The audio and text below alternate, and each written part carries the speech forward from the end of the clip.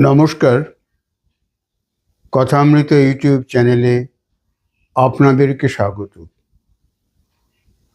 একটি গাছে গাধা বাঁধা ছিল। শয়তান এসে সেই গাধার বাঁধনটা খুলে দিল গাছ থেকে। গাধা ছুটে গিয়ে পাশেই একজন কৃষকের ক্ষেতে তার ফসলগুলো খেতে শুরু করলো।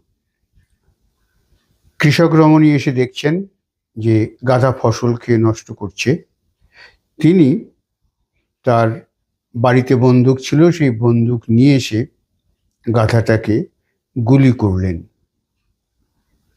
গাধার যে মালিক, তার কাছে খবর পৌঁছে গেল।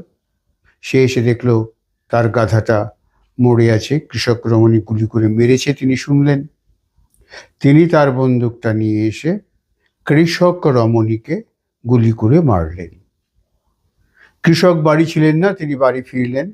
বাড়ি ফিরে দেখলেন তার স্ত্রী মরে আছে এবং তিনি জানলেন পড়শির মুখে যে গাধার যে মালিক সে এসে কৃষক রমণীকে গুলি করেছে। এবার কৃষক আবার সেই বন্দুক নিয়ে সেই গাধার মালিকের বাড়িতে গিয়ে গাধার মালিককে গুলি করে মেরে ফেললেন। তিনি চলে এলেন।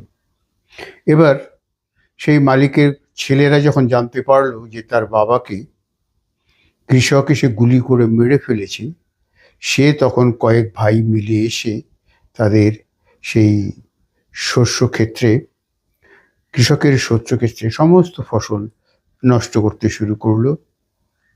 তখন কৃষক আবার বন্দুক নিয়ে তাদের দিকে মারতে ছুটে গেল এবং তাদের সবাইকে মেরে ফেলল।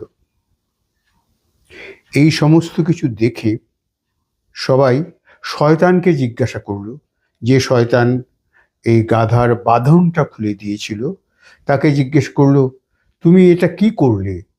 কত প্রাণ নষ্ট হলো, কত শস্য নষ্ট হলো শুধু তোমার এই সামান্য খামখেয়ালির জন্য। শয়তান বলল, কেন, আমি তো এমন কিছু করিনি, আমি শুধু গাধার বাঁধনটা খুলে দিয়েছি। দেখুন, সেই গাধার বাঁধন খুলে দেওয়ার জন্য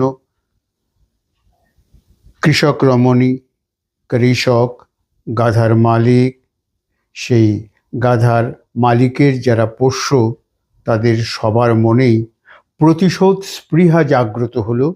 সবাই পরস্পরের প্রতি প্রতিশোধ নেবার জন্য সবার প্রতি আক্রমণ করলো এবং একটা প্রাণহানির ঘটনা ঘটল।